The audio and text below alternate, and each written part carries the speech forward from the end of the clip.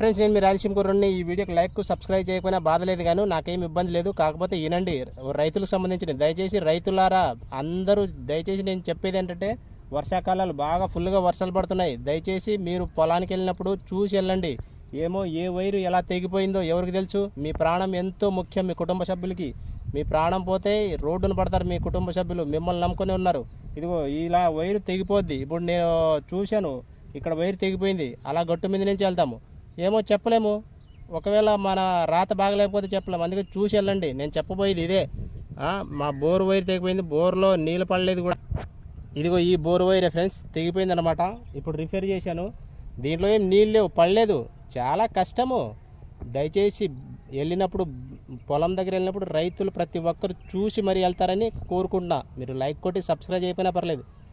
నేను చెప్పాను అంతే అనమాట. దాన్ని అక్కడ నాకు అనుభవం తగిలింది కాబట్టి చెప్పాను. Okay, bye.